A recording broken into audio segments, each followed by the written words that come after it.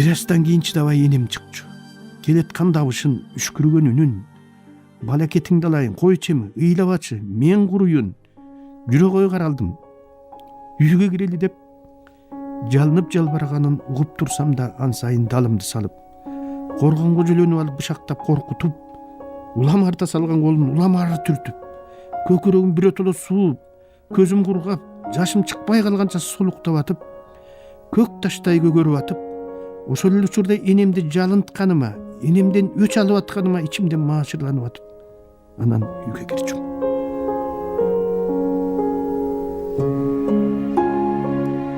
Эки бирдей баласынан ажырап калган кемпир жалгыз туягынан калган мени тутка кылып, ат казыгын айлангандай мени гана айланып тегеренип, чөтежемде акыры бир күн өз бүлөсүн таап кетээрин ойлоп, ойгонсо мен деп туруп жатса, мен деп уктап жашаса, мен деп жашап жүрдү.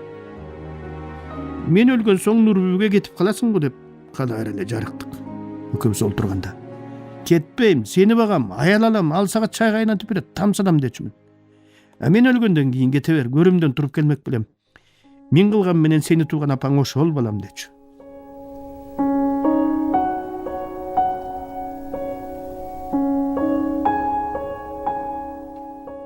Салый. Нарында жашап жүргөн кезим. Бир күн эле Салыйды албайм эне деп коңшубуздун кичинекей баласы чуркап келди. Салыйды алып бербейм, алдыңа кетейин деп энеси бүкүлдөп басылбай, чын пейили менен көпкө күлдү. Биздин короодо Салый деген аял бар. Кудайдын куттумуш күнү балдарын тилдейт. Үйдөн тилдегенине алымсынбай көчөгө кубалап чыгып тилдейт. Балдары көрүнгөн үйдүн артына жашынып, Салый алкылдап араба чийин өткөн, машина өткөн таш жолдун так ортосуна туруп алып, эки бөйрөгүн таянып алып, жер сууну бузуп айкырып кирет. Өлүгүңдү гана көрөйүн, тукуму жаман сасыт кылар. Тамактан мени жуткансыган бейиттер, о баракет менин этимди алган кан кускан мололор, о жалаптар. Силердей кепини жегирлерди туугандан көрө куужатын өтсөмчү кокуй. О Кудай, кайда барам эми, эмне кылам эми? Жакшылыгы жок ушул шүмшүктөргө кор кылдың го мени. Эр сыяктуу эрим болсочу кокуй, бала сыяктуу балам болсочу кокуй деп каргаганда айлаң тарылып кыштак кыйрап түшө береле. Үнү бир көчөдөн бир көчөгө шашпай угулчу. Салый айкырып атканда атчан келаткан кишилерде шарт бурулуп бастырып кеткенче шашчу. Бастырып кеткенге үлгүрбөй калганы Салыйдын зар тиленин оромуна оролгон бойдон кошо кетчү. О там тайган талаада калгыр, ат көрбөгөн минип өлтүрөт болгон кара жерге киргир. Караң саалдай болуп, мунусу кайдан чыга калды эми? Сен эле жетпей жаттың эле, иттин көткү шыйрагындай болуп. Ай, шимпанзедей болгон өлүктүрүңдү көрөйүн, өчөйбөй өтпөйсүң эми, батыраак. Чурку болуп калгансыбай, о богу жаман Кудай албагыр. Баягы Салыйдын жини кармап калыптыр, кокуй басылгыча жолобогула деп кирип чыгып жүрчү көчөдөгүлөр. Эне Салыйды албайм дечү баласы. Салыйды алып бербейм, алдыңа кетейин деп энеси баласынын демин баса береле. Бул баланын Салыйды албайм дегени Салыйдай аял албайм деген эле. Кийин ошол аялдын өзү тууган балдарынын баары өзүнүн көз алдында биринин артынан бири ооруп өлө берип, акыры өзү да өтүп кетти. Каргыш деген жаман экенин, каргыш деген Кудайдын кулагына жеткенден кийин кайра кайтпай турган кара күчкө айланаарын ошондо билип, ошондо түшүнүп, каргамак тургай өмүр бирөөгө жаман айтпаган энемди эстегем. Байкуш энем жада калса кыргыз аялдарынын төлсөсү болгон өлүгүңдү көрөйүн дегенде да өмүрү оозун алган жан эмес эле. Качан болсо эле Кудайга жалынып олтурчу. Аябай ачуусу келгенде тукумуң өскүр ай деп кое береле. Көрсө курган энем Кудайга жалынып жүрүп, бирөөлөргө жаман айтпай жүрүп, мени ар кандай каргыштан аман соо сактап калган турбайбы? Кээде өчүп бараткан чоктун кыпыны жылттей түшүп жоголгонсуп, өзүмдүн апам кандай болду экен, балдары кандай болду экен деген кызык ойлор акыры мээме келе түшүп жок болуп кетчү. Ичимден ушул арамзаалыгымды энем билип койбосо экен деп, энеме эркелеп калп ант королоно элем. Анткен менен Нурбүбү жөнүндө ойлогон ойлорум ага жолукканга чейин, апасы бар туруп апасы жашаган мени 46 жыл бою көлөкөдө ээрчип, көкүрөгүмдөн кетпей жүрдү. Энем күн сайын үрөң бираңда туруп алып, тур балекетиңди алайын. Күн чыга электе туруп кет. Күн чыккандан кийин уктап жаткандарды Кудай өлгөн кишилердин эсебине каттап кетет дей берчү.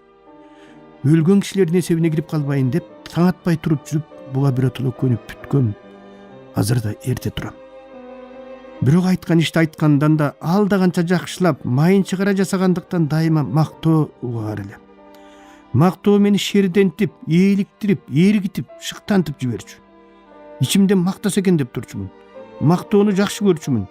Көрсө ыгы менен мактаган сөз челектеги гүлгө суу куйгандай эле нерсе экен.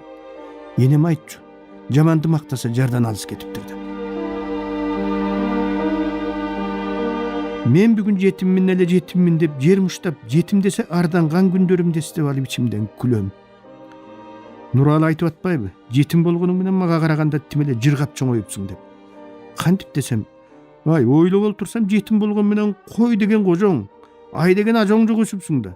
Мени болсо ары бассам атам тыйып, бери бассам апам тыйып, моюн толгосом агам сабап деп калды. Чын эле дедим. Өткөнүмдү кайрестедим. Бир күнү Майчы Мамбет акун баласы апышты сабап салыптыр деген сөз дүңдей түштү айылга. Мамбет акун деген айылдагы кадыр барктуу кишилердин бири эле. Кийин баласы Мады менен университетте чогуу окудум. Апыш акенин аялы бар да, аялы бар чоң эле кишини да атасы уялбай сабайбы эне. Тил албаса ушинтип камчы менен сабайт балам.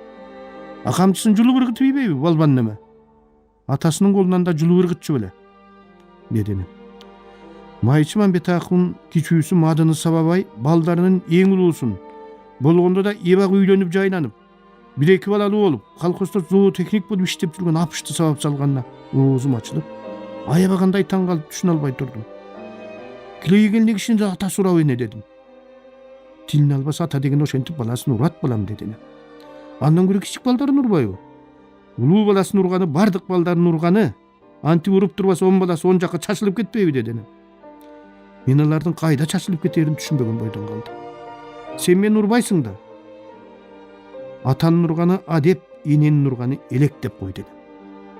Мен эми жолуман чыкса атасы уруп койгон апыш акеге уялбай кантип салам берем деп бушайман болуп, анан биринчи жолу ичимден атам жок экенин, эч ким мени камчы менен сабап урбастыгын ойлогондо кадимкидей сүйүнүп, жеңилдей түштүм. Кудайдын баласындай болгон мага чын эле эч кимдин колу тийген жок. Энем экөөбүздүн жыргаткан деле оокатташыбыз болбогондуктан көп балалуу үй бүлөнүн балдарына окшоп сабактан келерим менен мал сугармай, чөп салмай, бастырманын алдын тасаламай деген түмөн түйшүк менде дээрлик болгон эмес. Анткенде сугара турган малым да, сала турган чөбүм да, тазалай турган бастырмам да жок эле. Көбүнчө классташ балдардын оокатын кылышып, тентип кетип, кечинде үйгө келчүмүн. Эмнегедир өз үйүмдүн жумушун жасаганга караганда, башка бирөөлөрдүн жумушун жасаганды жанымдай жакшы көрөр элем. Бул адатым кийин мектептин иши, коомдун иши дегендер менен алмашты. Коомдун иши, өкмөттүн иши деген ичкен ашымды таштап, үй жайды унутуп салып баш малда катып кеткен кездерим болду. Мектептин, кийин университеттин коомдук ишинде жүргөндө жалакайланып, тапшырманы чала жасап, таман жалтыратып баса берген балдарга чындап кыжырым келчү. Кийин ойлосом ата-энелүү, мал жандуу чарбасы бар үй бүлөдө өскөн балдар чыныгы көрө окат деген эмнекенин, менчик деген эмнекенин кенедей кезинен жон терisi менен сесип өскөндүктөнбү? Алар үчүн коомдук иш деген эч кимдики эмес. Жөн эле пайда батасы жок, убаракерчилик болуп көрүнчү турбайбы? Ал эми менчик аты, менчик ити, менчик үйү жок мен үчүн коомдук иштен өткөн, өкмөттүн ишинен өткөн ыйык нерсе жок болчу. Ошондон бу мага Кычан Жакыпов менен Павлик Морозов ата-энелүү балдарга караганда эки эсе көбүрөөк жагар эле. Эмнегедир кийин жаман иштерди жасап ийип кырсыкка кабылгандар, ууру кыла коюп кесилип кеткендер көп балалуу үй бүлөдөн чыкпай, жалгыз жарым, жетим жесир, же иттен илгери, киштен кийин жашаган адамдардын балдарынан чыкканы мени аябай таң калтырып жүрдү. Көрсө ыймандуу, ынтымактуу балдар да ошол түндүгү бүтүн катуу тарбияда өскөн көп балалуу үй бүлөдө чоңойгондор болот экен. Түндүксүз үй бүлөдө туулгандарга Кудай өзү дээр бербесе, келечеги өтө опурталдуу болоорун көп жылдан кийин билдим. Ошондогу көрүнгөн сайда ит балда куруп келаткан жетимдерди Совет мамлекети бирден терип чогултуп, бекер билим берип, бекер тарбиялабаганда алардын тактыры эмне болоорун айтуу кыйын. Кийин дал ошол мамлекет камкордук алган жетимдерден мыктылар көп чыкты. Кудай адамдарга акылды да, эсти да берет экен. Мен акылы бар эси жок деген сөздүн маанисин жаш кезимде анча түшүнчү эмесмин. Эми түшүнүп олтурам. Көрсө акыл дегениң үй бүлөнүн башындагы эки тизгин, бир чылбырды кармап турган кожоюнга окшош болсо, эс дегениң ошол кожоюндун акылы эжа бербей, ашынып бараткан маалында жеңинен тартып: ботом, эмнегиле алды артыңды карабай аңыраңдап калгансың? Абай салып акыл калтсаң болбойбу деп тыйып турган, тизгинден тартып сабырга чакырып турган кожоюндун жубайына окшош болот турбайбы? Кудай бардык эле адамдарга акыл эсти аябай берген менен дээр дегенди баарына эле марттык менен бере бербейт экен. Көрсө дээр деген адамдагы акыл эсти чегинен ашырбай кармап турган жападан жалгыз касиет болот тура. Бүгүн барган сайын дээр жок адамдар көбөйүп баратат.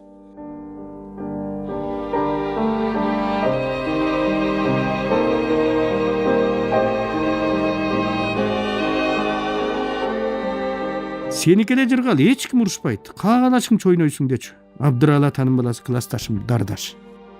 Чын эле мени эч ким урушчу эмес. Сабактан келип эле шашып пушуп чай иче калып оюнга шашчумун.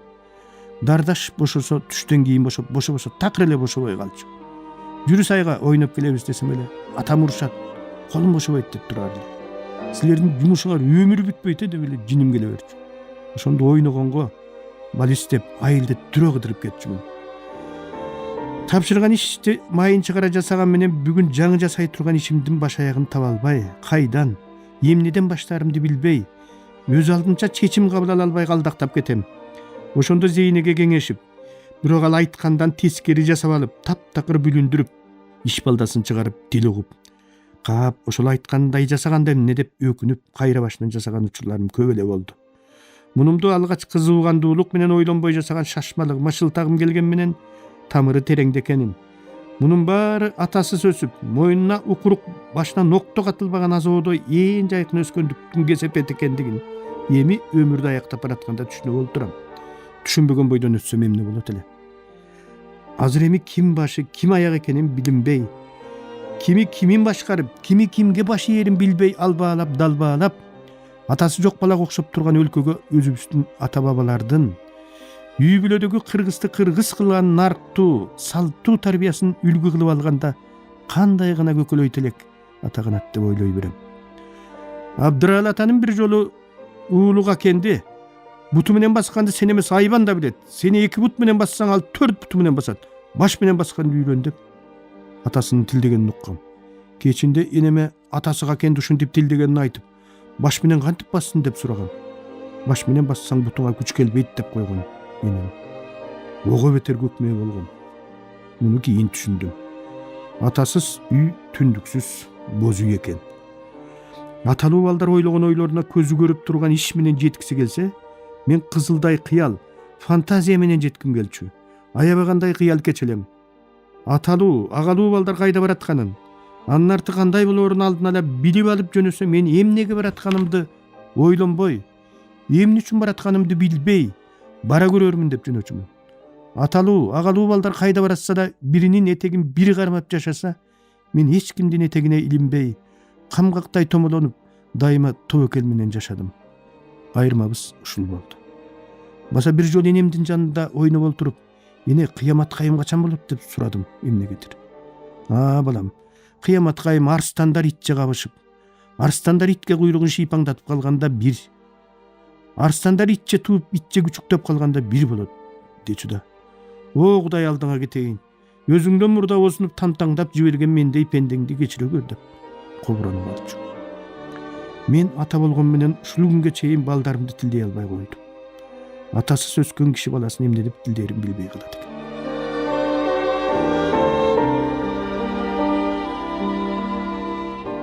Кээде өз балаң өзүңдү укпай, жаныңды 4 жарчы кылып, азапка салып жибергенде баарынан кечип, баарын таштап, балким бул шүмшүктөр турмушту атасыз калганда түшүнүп жүрбөсүн деп, баламды жетим кылып кетким келген күндөрдө болгонун айта кетейин.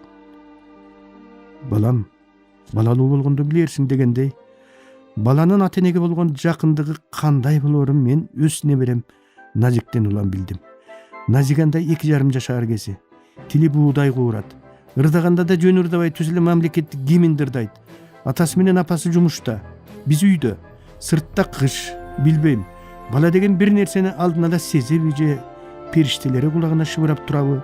Саат кечки 4 болуп калганда эшикке сүйрөй баштайт. Таята жүрсөңүз, атам келип мени күтүп калды го деп. Атаң келсе эшикке туруп алмак беле. Келер маалы боло элек, анан тосуп чыгабыз дегениме такыр көнбөйт. Таята жүрсөңүз атам келип мени күтүп калды го деп эле сайрай берет. Анан жетелеп алып тышка чыгам. Алаксыткым келип, назик булуттарды карачы дейм. Таята эмнеге карды асманга жабыштырып койгон дейт карабалы. Асманды үшүмесинде ушинтип кар менен жаап койгон тура дейт. Ким ошентип койду эле дейт. Кудай дейт. Кудайдын үйү асмандабы дейт. Асманда дейм. А биздин үй эмне үчүн асманда эмес дейт. Биз Кудай эмеспиз да дейм. Унчукпай калат. Жетелешип басабыз. Анан жарым жартылай карга көмүлүп, жону чыгып турган таштарды көрсөтөм. Назик, атаңды күтүп тура берсең, могу таштардай болуп тоңуп каласың, жүр үйгө дейм. Таята, ушул таштардын баары аталарың күтүп атып тоңуп калышты беле дейм. Ооба, жылуу үйдөн чыкпагыла десе сак окшоп тил албай коюп, анан баары ушинтип таш болуп тоңуп калган. Жүр үйгө, болбосо сен да таш болуп тоңуп каласың дейт. Мейли таш болуп тоңуп калсам, атам келип жылытып алат деп, такыр үйгө кирбей, айдам кеткенде аркы терки жетелеп, көк муштум кылып, атасы келгенче эшикте жүргөнүм оюма түштү. Ошол Назикта чоңоюп, шоолодай шоокуму бар шоола деген татынакай сиңдилүү болду. Мен эми шооланы жетелеп калдым. 5 жашар кези. Күздүн кышты көсдөй бараткан асманын бир маалда эле кайдан жайдан учуп келген каргалар каптап, биз турган тушту көпүрө кылып, кар деп учуп өтө баштады. Шоола карачы каргаларды дедим. Карап туруп кайрамага, каргалар эмне деп атат Таята деп суроо салды. Кар деп атат, эми жакында кар жаайт дедим. Таята каргалар да кыргызбы деди шоола. Анан бассам турсам, Таята каргалар да кыргызбы дегени башымдан кетпей койду. Бала деген периште деп коет эмеспи? Муну өзү сурабаса да периштеси суратып жатат го. Карга менен кыргыздын кандай байланышы болушу мүмкүн деп ойлодум. Ойлоп олтуруп, дүйнөдөгү канаттуулардын эң эле узак жашаганы карга экенин, дүйнөдөгү элдердин эң эле узак жашаганы кыргыз экенин таап алып, эмне кылаарымды билбей, бир ысып, бир муздап, 5 жаштагы неберем менен ичимден сүйлөшүп, шоола, сенин кыргыз атаң бүркүт болгон. Ушуну унутпай балдарыңарга айта жүргүлө деп ата-бабаларыбыз улам кийин келгендерге айтып жүрүп олтурган.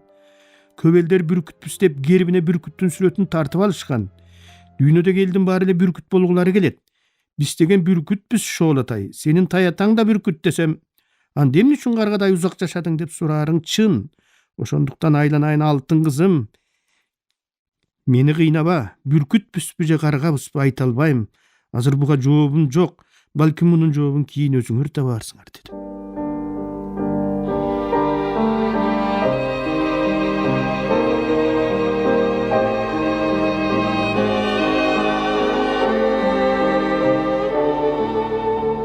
Мус менен таш болуп тоңуп турган таңкы бүрүлдө энем туруп мешке көн калап атып, бар балакетиңди алайын, үй жылыганча күнгө чыгып келе кал дечү. Мен күнгө чыгып алып терезенин түбүндө турчумун. Кийин ушул кыш ыргайланды. Кылчылдайт, аппак кийгени. Кыш белең десек, деди. Үйгө кир даамсыз, деди энем. Үй мустак болчу. Кирбеди.